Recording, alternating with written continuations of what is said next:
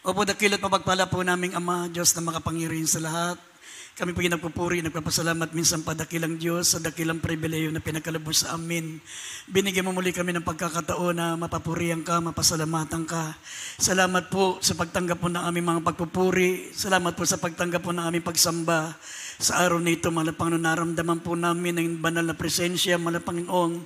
Salamat sa pagkilos mo sa aming kalagitnaan. Maraming salamat po, dakilang Diyos, sa kabila ng aming mga kahinaan, sa kabila ng aming mga pagkukulang, mahal na Panginoon, nagkukulang sa amin, di mo kami iniiwan, di mo kami pinababayaan. Lagi mo kami sinasamahan sa aming pagpupuri, sa aming pagsamba. Minsan pa, dakilang Diyos, pagpalain mo po yung mga salita, patuloy po kayong mangusap sa bawat sa amin, buksan mo ang aming mga pangunawa. Dakilang Diyos, kayo po mangusap sa pamagitan ng aking bibig, kayo po maglagay ng mga salita mo sa aking bibig, saga ng aking lapo kung magagawa, at bigyan mo ng pangunawa at pananampalataya ang lahat ng mga minamahal kong mga kapatid, mahal na Panginoon sa iyo. At aming sinasuway lahat ng gawa ng kalaban, demons of unbelief and doubts, demons of hindrances, we bind the power of darkness in Jesus' name. Amen and amen. Praise the Lord. Everybody shout, praise the Lord. Amen. Purin pong ating dakilang Diyos. Purin pong ating pinakamamahal na Panginoon, maminamahal. Maminamahal, ang ating pong paksa ay pamamagatan po nating the difference between the dispensation of law and the dispensation of grace. Maminamahal, mahalagang malaman po natin, maminamahal, ang mga bagay na ito. Iba po yung tinatawag na dispensation of law at dispensation of grace. Ibig sabihin ng dispensation, mga minamahal, ito po yung tinatawag na system of order, forms of government or organization of a nation. Ibig sabihin yan, mga minamahal, yung sistema na paano ang tao ay maliligtas. Sa atin naman, maminamahal, sa spiritual, ito'y covenant. Ano ang pakikipagtipan ng Diyos? Ano ang dapat yung tinatawag, maminamahal, na way? Paano yung paraan para tayo maligtas, mga minamahal? Dito sa lumang tipan, maminamahal, yung tinutukoy na dispensation of law. Kaya nga, kahit sila Moses, maminamahal, sila David, sila Solomon, sila Gideon. Mababasa nyo, maminamahal, sa banal na kasulatan, meron silang nagawang kasalanan sa Diyos.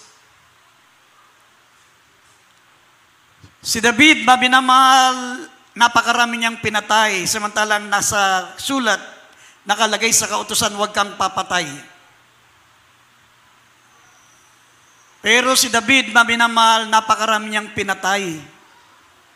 Kasi iba po ang batas noon, iba ang forms of government. Sa spiritual, iba po ang covenant ng Diyos doon, maminamahal noon. Kapag ikaw ay nagkasala sa Diyos, maminamahal, pwede kang magandog ng susunugin, pwede kang magandog ng mga pinatabang hayop. Yung tinatawag na sin offering, transgression offering, peace offering. May mga tinatawag na remedy. Merong solusyon, merong lunas para patawarin ng Diyos ang kasalanan mo, yung mga pinatabang hayop. Magandog ka ng mga pinatabang hayop. Kahit gaano karami ang kasalanan mo, pag marami kang ihandog na hayop, katulad ng si Haring Solomon. Imagine si Haring Solomon, maminamahal, ang kanyang asawa ay 700. Hindi pa nakontento. Naganap pa ng kabit, 300 concubine. Meron pa siyang kabit. Pero napatawad ng Diyos. Bakit? Meron siyang, iba yung covenant noon. Ang covenant ng Diyos, mga minamahal, kapag nagkasala ka, pwede kang magandog ng mga susunugin. Kaya ang mga inandog, pinakamaraming handog na susunugin, si Haring Solomon. Mga 200,000 mga baka, mga tupa na walang kapintasan, mga malilinis na tupa. malilinis na mga baka. Inihandog niya 200,000. Si David, kapag naghandog sa Diyos, 20,000 na mga baka, mga tupa. Inihandog niya dahil sa kanyang kasalanan. Iba noon, mga minamahal, noon pwede kang magkasala. Sabi nga rito, ang tinatawag na covenant noon, iba po, mga minamahal. Sabi rito, ngipin sa ngipin, bugbog kung bugbog. Ang batas noon, mga minamahal, ang mga kaaway ay talagang pinapatay. Pero kailangan magandog ka para sa iyong kasalanan, para mapatawad ka ng Diyos. Kasi nasa batas, huwag kang papatay. Si Solomon, napakarami niyang asawa, napakarami niyang kabit. Sabi, huwag kang mangangalunya. Huwag mong iimbutin ang asawa ng iyong kapwa. Pero si Solomon, marami siyang asawa. Nilabag niya yung batas na yun. Pero dahil sa iba nga po ang covenant noon, ang covenant noon ay sa pamagitan ng mga handog na susunugin, napapatawad ang bawat kasalanan. Yan ay mababasa natin yan sa dito po sa Biblia, maminamahal. Yan po ay nasa New Covenant. Sabi Leviticus 16:21. Yan po, mababasa nyo dyan yung remedy. Lahat ng mga kasalanan noon napapatawad sa pamagitan ng mga handog, sa pamagitan ng mga hinahain. Kaya nga dito, iba po yung batas. Sabi po rito, basahin po natin Exodus 21, verse 24 and 25. Basahin din natin ang Leviticus 24, verse 20. At mamaya Leviticus 16:21. Basahin po natin. Dito po sa Exodo, Kapitulo 21, ang talata po ay 24 hanggang 25. Mata kung mata, ngipin kung ngipin, kamay kung kamay, paa kung paa, puso kung paso, sugat kung sugat, bugbog kung bugbog. Amen. Sa Levitico 24, talatang 20,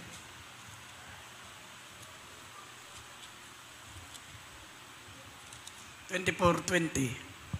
bugbog kung bugbog, mata kung mata, ngipin kung ngipin, ayon sa kanyang pagkasakit sa tao, ay gayon din ang gagawin sa kanya. Amen. Leviticus 16:21. Dito po sa Levitico, chapter 16, verse 21, sabi po dito, at ipapatong ni Aaron ang kanyang dalawang kamay sa ulo ng kambing na buhay, at isasaysay sa ibabaw niyon ang lahat ng mga kasamaan ng mga anak ni Israel, at lahat ng kanilang mga pagsalangsang, lahat ng kanilang mga kasalanan, at ilalagay niya sa ulo ng kambing, at ipadadala sa ilang sa pamamagitan ng kamay ng isang taong handa. Amen. Amen. Yung mga kasalanan nila noon, mga minamahal, yung mga pagsalangsang, sa pamagitan ng mga pinatabang hayop, mga kambing, tupa, o baka, sabi ito ang remedy. Ito yung lunas. Ang paraan ng kaligtasan, maminamahal, ay sundin mo ang utos ng mahal na Panginoon. Sabi, huwag kang liliko sa kaliwa at sa kanan. Pero pag nilabag mo, meron pong solusyon, merong remedy. Sabi rito sa Deuteronomy chapter 5, verse 32 and 33, inyong ang isasagwa ang gaya ng inuutos sa inyo ng Panginoon Diyos, at huwag kayong liliko sa kanan at sa kaliwa. Kayo'y lalakad ng buong lakad na inuutos sa inyo ng Panginoong Diyos upang kayo'y mabuhay, upang ikabuti nyo at upang mapalawig ang inyong mga araw sa lupain na inyong aariin. Sa dispensation of law, maminamahal, kailangan sundin mo ang utos. Kung gusto mong maligtas, kailangan sumunod ka, wala kang itatangi. Lahat ng utos ng Diyos sundin mo. Lahat ng inuutos. At kung sakaling ikaw ay nakalabag diyan, Ang solusyon diyan, ang remedy diyan, kailangan meron kang mga pinatabang hayop. Meron kang handog na susunugin ayon sa iyong laki ng kasalanan. Kaya nga, yun yung sinasabi ko sa inyo, pag nagandog ng handog na susunugin si Solomon, 200,000 sa dami ng kasalanan niya. Sinusunog yun para maging sin offering, transgression offering. Si David, isa siyang mamamatay tao, napakarami niyang pinatay ng mga tao. Pero dahil yun ang batas noon, bugbog kung bugbog, mata kung mata, buhay kung buhay, ang mga tao noon na hindi naniniwala sa ating mahal na Panginoon Diyos, pinapatay, nililipol, talagang silang lahat ay kinakailangang mawala sa ibabaw ng lupa. Yun ang batas. Pero magkaiba po, maminamal, ang batas ngayon kaysa batas noon. Ngayon, nasa dispensation of grace. Dati, sumunod ka lang sa utos, ligtas ka na. Masunod mo yung batas ng Diyos, huwag kang liliko sa kaliwa o sa kanan, bisig wag mong lalabagin. Maliligtas ka. Pwede kang maligtas sa pagsunod, gaya ng ginagawa ng mga Hudyo noon, mga Estradita. Sumusunod sila sa kautusan. Kaya iniisip nila na sila'y ligtas. Pero during the dispensation of law, o dispensation of grace, ngayon, iba na, mga minamahal. Iba na ang batas ngayon. Yan yung sinabi ng Jeremias Kapitulo 31, talatang 31 at 33, na ang Diyos ay magbibigay ng bagong tipan, the new covenant. Bagong covenant. At sabi niya, ang kanyang utos ay ilalagay niya sa ating mga puso, itatanin niya sa ating mga isip. Ito ang kanyang bagong tipan na ibibigay sa atin, the dispensation of grace. Ang dispensation of grace mas mahirap kaysa sa dispensation of law. Sa dispensation of law, kahit gaano kalaki ang kasalanan mo, mapapatawad ka pag meron kang handog na susunugin. Pero during dispensation of grace, iba po ito. Kahit sumunod ka sa 10 utos, kahit sumunod ka ng sumunod sa mga utos, pag hindi ka nanampalataya kay Kristo, hindi ka pa rin ligtas. Hindi ka pa rin ligtas. Kailangan, sabi ng banal na kasulatan, during the dispensation of grace, ang kaligtasan ay makukuha sa pananampalataya kay Kristo. Sabi ng Biblia, sa pamagitan ng sa biyaya tayo nangaligtas, hindi sa pagsunod, hindi sa kautusan, hindi sa ating mga gawa. Tayo naligtas sa pamagitan ng pananampalataya. Naligtas tayo sa biyaya sa pananampalataya. Ang pananampalatayang ito, unang-una sa mahal na Panginoong Jesucristo at sa kanyang mga banal na salita. Upang walang magmapuri. Sabi ng Ephesians chapter 5 o chapter 2 verse 7 up to 9. Sabi ng talata, maminamal nang dumating ang biyaya ng ating dakilang Diyos. Ngayon, iba na ang batas ng Diyos, maminamahal. Dispensation of grace. Sabi rito sa Ephesians chapter 2 verse 7, verse 8 and verse 9, upang sa mga panahong darating ay maiyayag niya ang dakilang kayamanan ng kanyang biyaya sa kagandang loob sa atin ng ating mahal na Panginoong Jesucristo. Sapagkat sa biyaya kayo'y nangaligtas sa pamagitan ng pananampalataya at ito'y hindi na sa inyong sarili, ito'y kaloob ng Diyos. Hindi sa pamagitan ng mga gawa upang ang sinuman ay huwag magmapuri.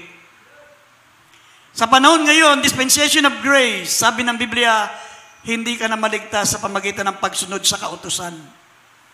Maligtas ka sa pamagitan ng pananampalataya sa salita ng Diyos, sa Ebanghelyo, at higit sa lahat sa pananampalataya sa mahal na Panginoong Jesucristo.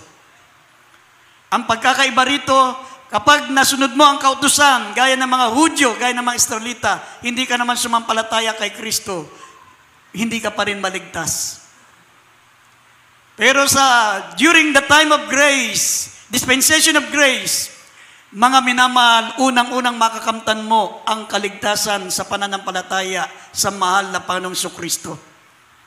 Hindi ka aariing ganap sa pamagitan ng pagsunod sa kautusan, kundi sa pananampalataya kay Kristo. Sabi ng Galatia 2:16, maliligtas ka sa pananampalataya sa mahal na Panginoong Kristo. Aariing ganap ka sa pamagitan ng pananampalataya sa mahal na Panginoong Kristo. Pero, kung sumasampalataya ka sa mahal na Panginoong Kristo, hindi ka naman sumusunod, hindi ka rin ligtas. Hindi ka rin ligtas. Mas mahigpit pa ngayon, maminamal ang batas ng Diyos sa lumang tipan, sa tinatawag na dispensation of law, kahit anong magawa mong kasalanan. Kahit gumawa ka ng kasalanan. Kaya nga, si Haring Solomon, 700 ang asawa niya. Hindi pa nakontento, naganap pa ng concubine, naganap pa ng mistress. 300 ang mistress niya, yung kanyang kabit. Pero napatawad pa rin ng Diyos kasi napapatawad ang kasalanan noon sa mga handog na susunugin. Amen?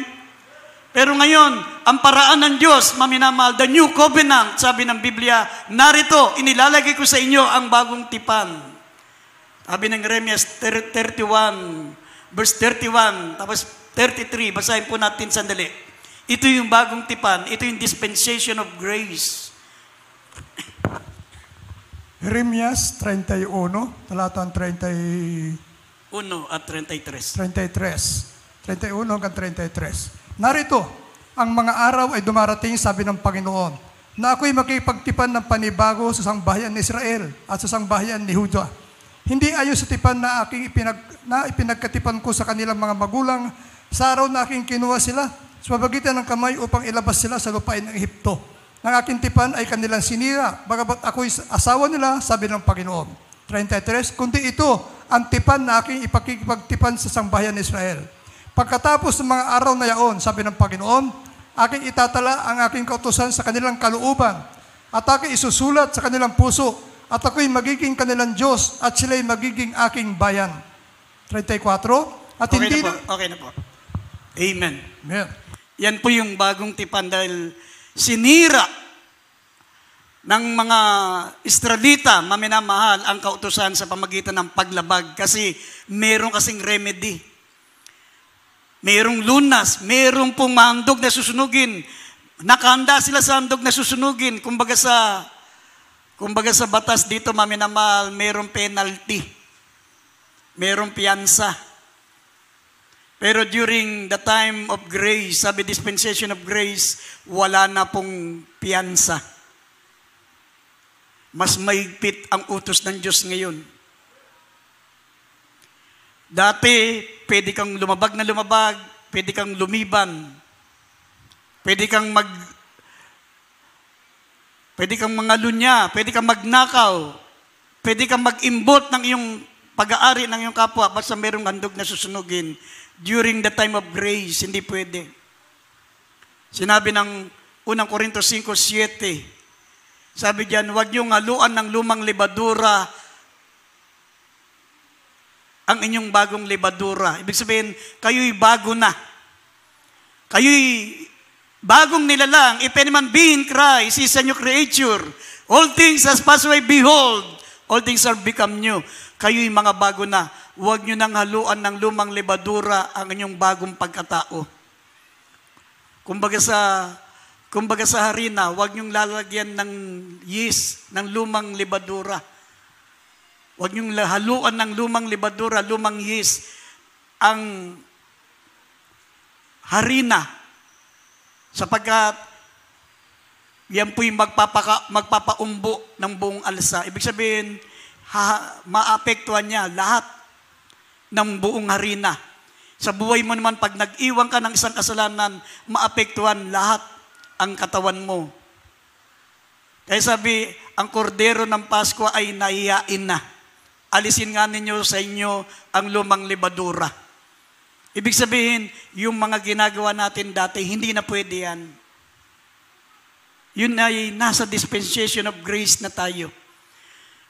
Ang kaligtasan natin ngayon, maminamahal, ay biyaya na lang ng Diyos.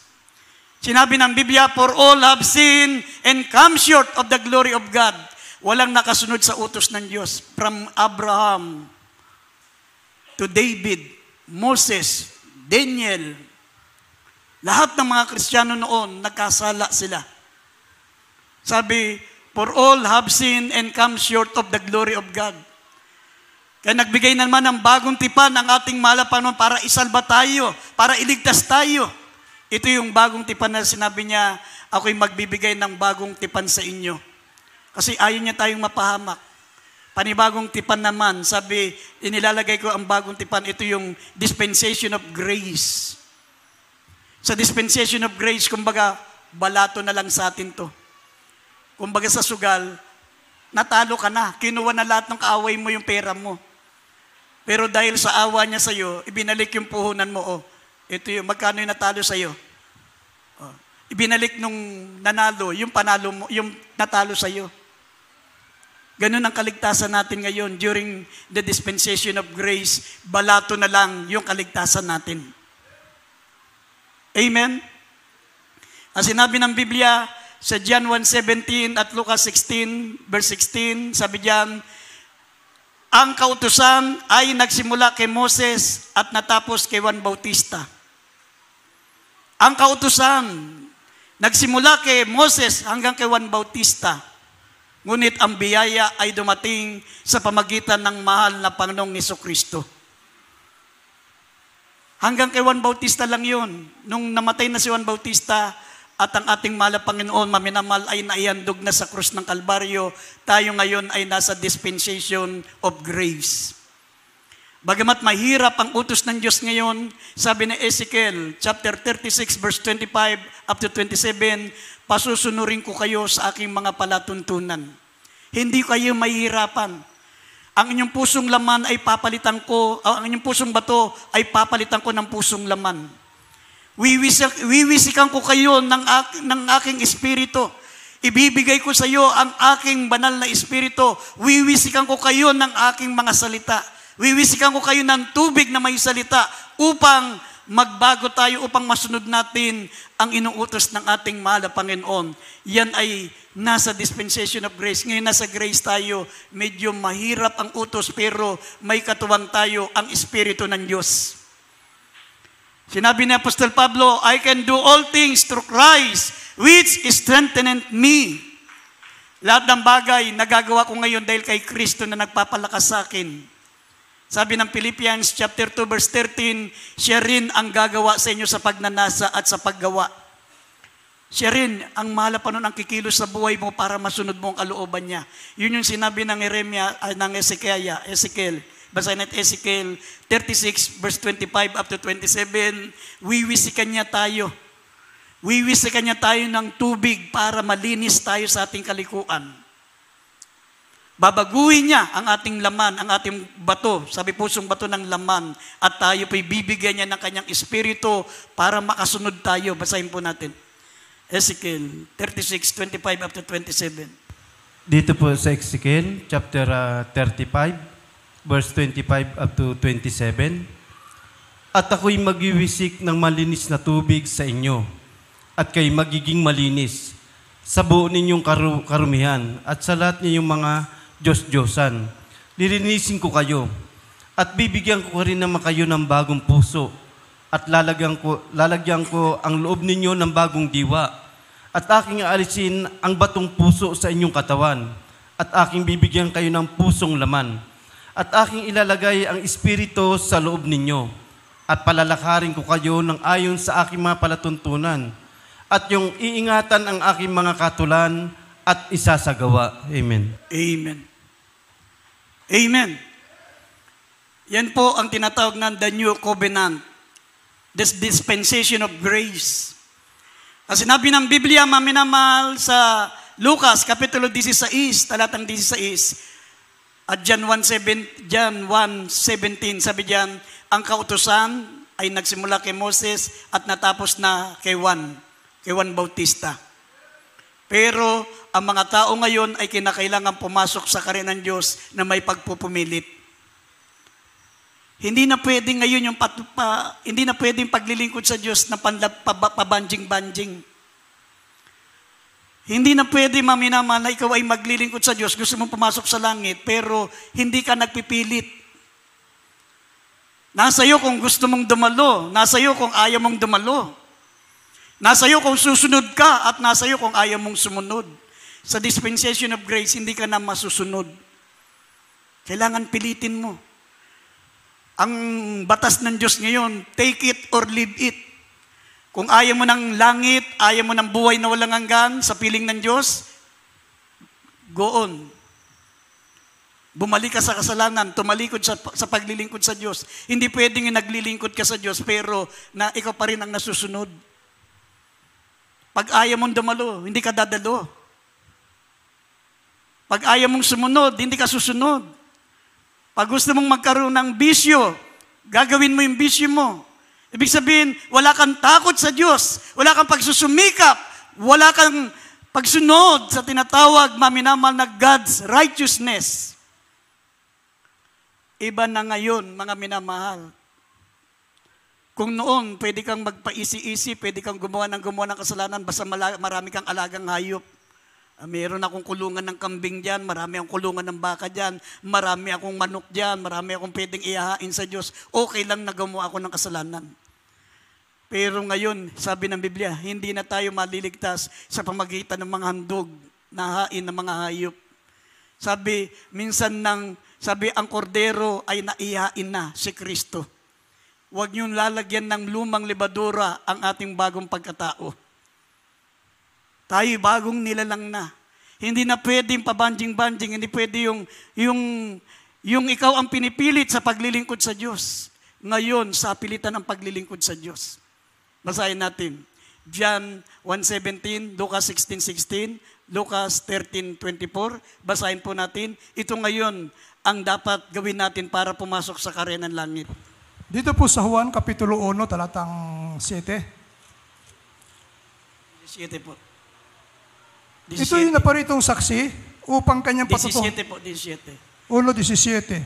Sapagkat ipinigay sa pamagitan ni Moises ang kautusan, at ang biyaya at ang katotohanan ay nagsidating sa pamagitan ni Jesucristo. Lucas 16, talatang 16. Ang kautusan at ang mga propeta ay nananatili hanggang kay Juan.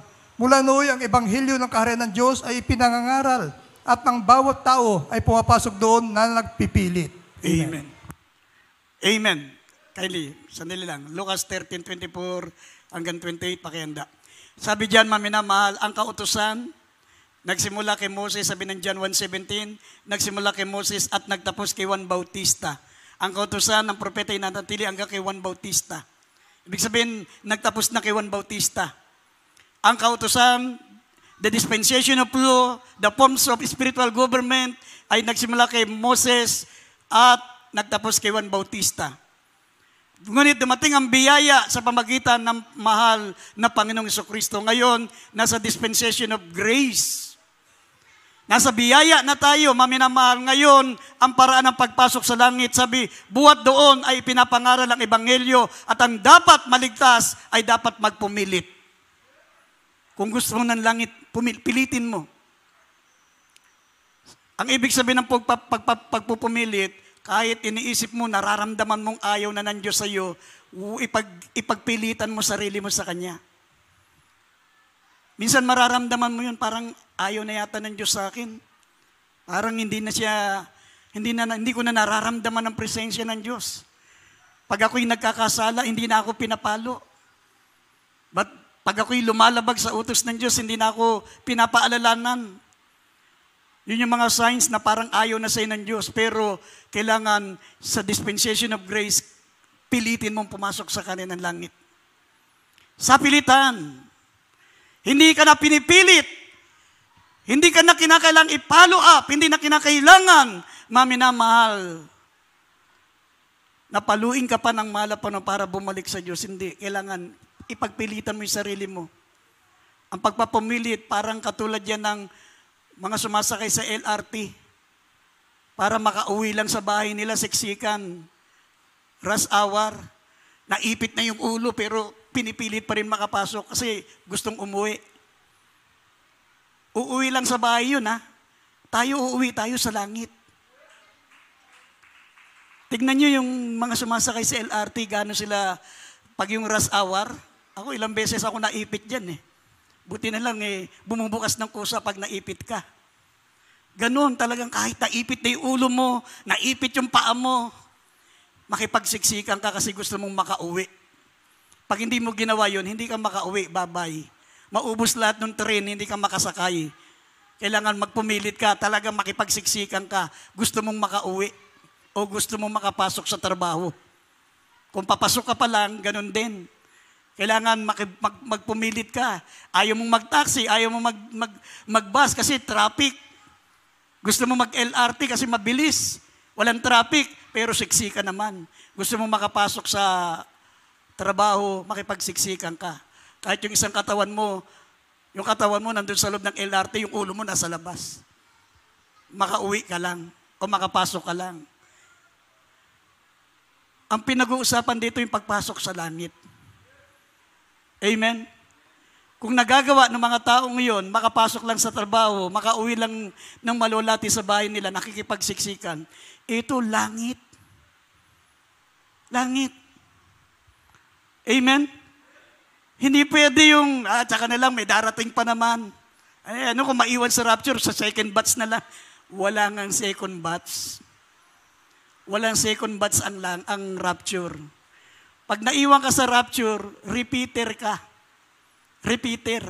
Alam niyo yung repeater, kung baga sa school, balik ka sa baliktorian ka.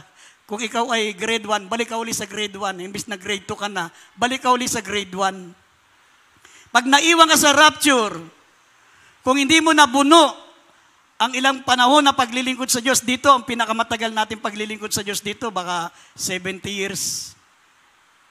Yung iba aabot ng 50 years.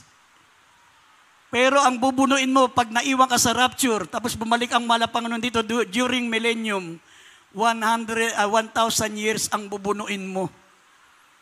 1,000 years. Kasi maglilingkod ka pa rin sa Panginoon. 1,000 years. During millennium, lahat ng mga naiwan sa rapture, repeater ka. Kaya kung dito, ang tagal naman, 50 taon na akong dumadalo, binata pa ako, Kristiyano na ako. Ngayon may mga apo na ako Kailan ba babalik ang Diyos? Kung dito nahihirapan ka, 50 years ka nang dumadalo, 50 years ka nang naglilingkod, nangihimagod ka, pagdating ng millennium, 1,000 years ang bubunuin mo. Bago ka makasama sa langit. Repeater ka na. Hindi ka tulad pag ikaw ay pinagbuti mo ang paglilingkod mo sa Diyos, nakasama ka sa rapture, pag bumaba ang Panginoon, hindi ka na repeater. Incorruptible body ka na. Para ka ng anghel. Kasama ka ng Panginoon naghahari. He shall reign with Christ 1,000 years. Mamumuhay tayo, bababa ulit tayo dito sa lupa. 1,000 years bilang mga hari, mga saserdote, at mga prinsipit, mga prinsesa. Pero pag naiwan ka, iba yung kategory mo. Pag naiwan ka sa rapture, iba ang kategory mo. Alipin ka pa rin, naglilingkod ka pa rin. 1,000 years ang bubunuin mo. Kaya wag mo sabihin, pag naiwan ako sa rapture, may chance pa naman. Hindi. Kaya ngayon, sabi ng Biblia, ang bawat pumapasok sa karyan ng langit ay nagpupumilit. Pilitin mo. Dahil darating ang araw, marami mga Kristiyano ganun. Idadahilan nila, Panginoon, ako'y dumalupo. Dumadalo po ako ng Miyerkules. Dumadalo po ako ng Biyernes. Panginoon, nag-choir member po ako. Panginoon, pag may mga choir member na dumadaan sa bahay namin, pinapakain ko. Pero yung katwirang yan, hindi po valid. Sabi rito sa Lucas 13:24 up to 28, sasabihin sa atin ng Panginoon, magsilayo kayo mapagawa ng katampalasan, sapagkat ang pagpasok sa langit ngayon ay sapilitan. Pilitin mo. Hindi ka palaging pinipilit. Pilitin mo. Sa ayot sa gusto mo, dahil dalawa lang ang papupuntahan natin, langit at impyerno. Pag wala ka sa langit, merong impyerno.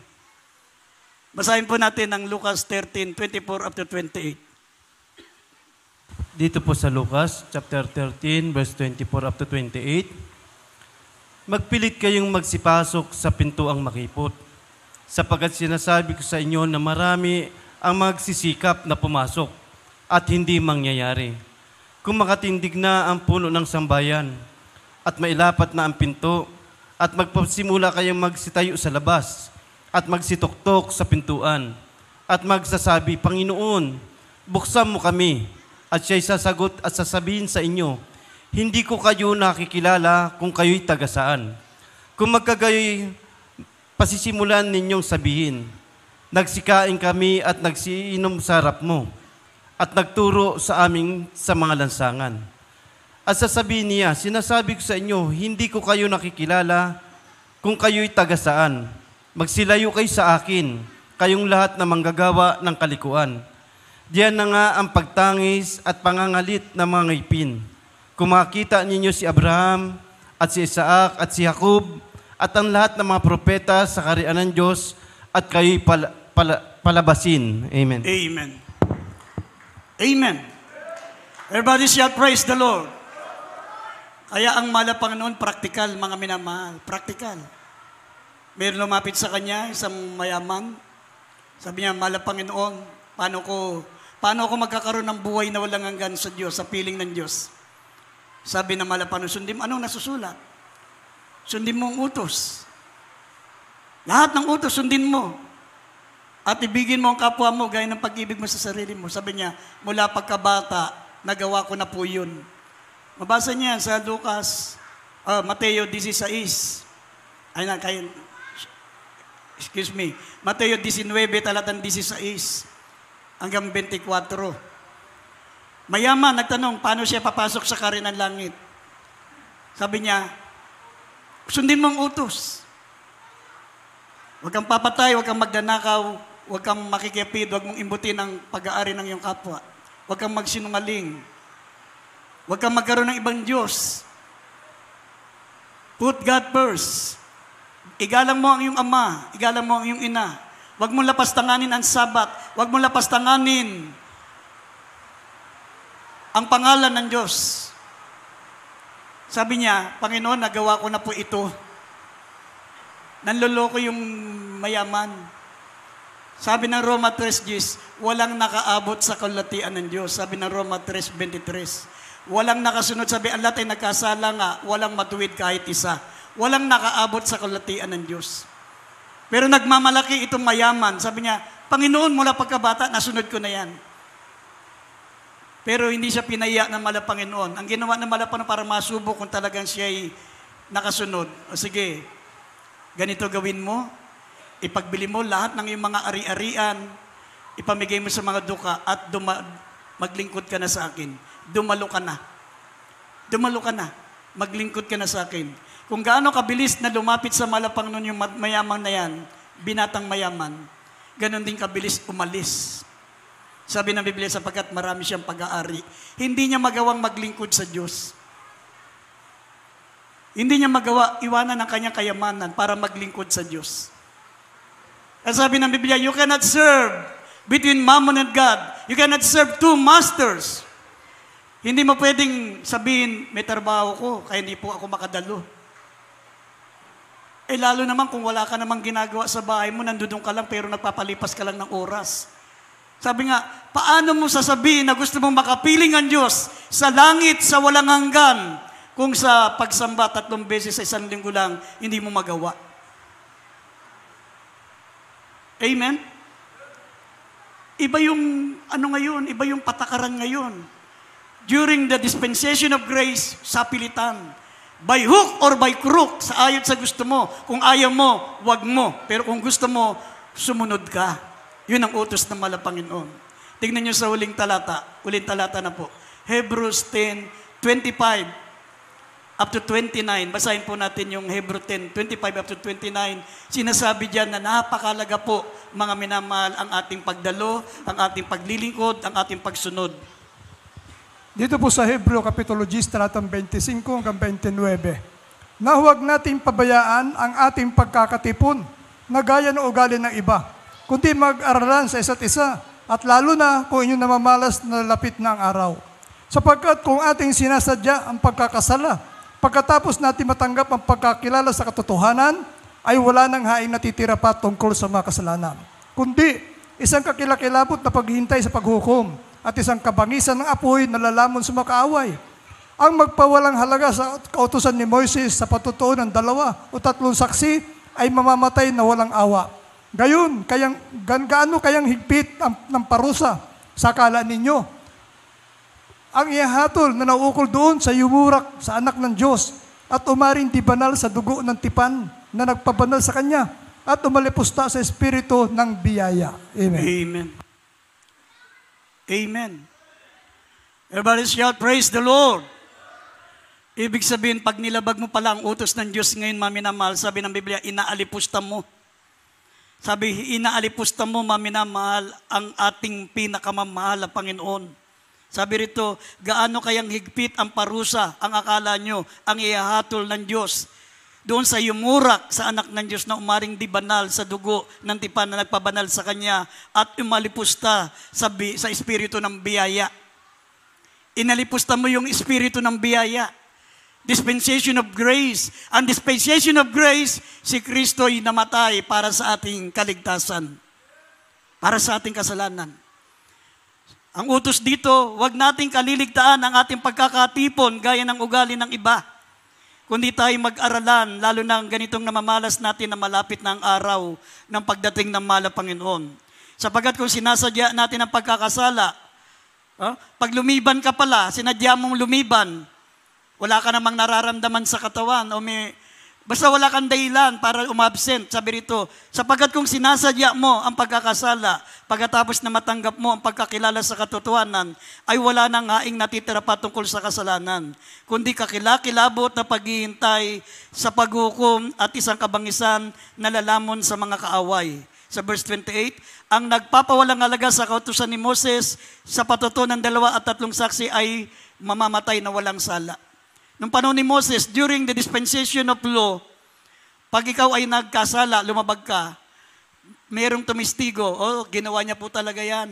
May 2 tumistigo. Karakada ka, papatayin siya, babatuhin siya hanggang mamatay.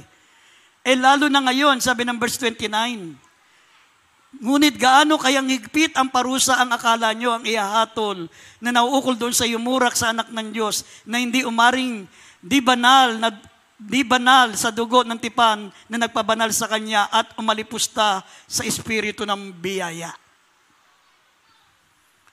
Kumbaga, maminamahal, grace na lang tayo. Kumbaga sabi ko nga sa inyo, kumbaga sa sugal, talo na tayo. Talo na tayo. Ang ginawa ng kalaban natin, binalik yung ating natalo. Naawa sa atin, binalik yung ating pera na natalo sa atin. Yun ang ibig sabihin ng grace. Wala na tayong pag-asa sa kaligtasan. Nakalaan na tayo sa impyerno, pero dahil sa awa ng Diyos, ay ibinalik uli ang ating kaligtasan. Binigyan uli tayo ng chance. Tapos gagawin mo, babaliwalain mo lang. Sasabihin mo, hindi ko kailangan itong biyaya, kaya kong iligtas ang sarili ko.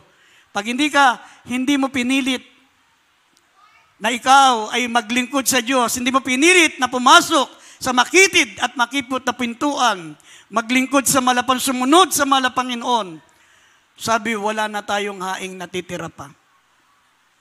Ganon ngayon ang batas ng Diyos, maminamahal. Amen? Pero sinabi ng Biblia, mga minamahal, hindi kayo mahirapan sapagkat wiwisikan ko kayo. Narito, wiwisikan ko kayo ng tubig, sabi ng mahal na Panginoon, upang kayo makalakad sa aking kalooban.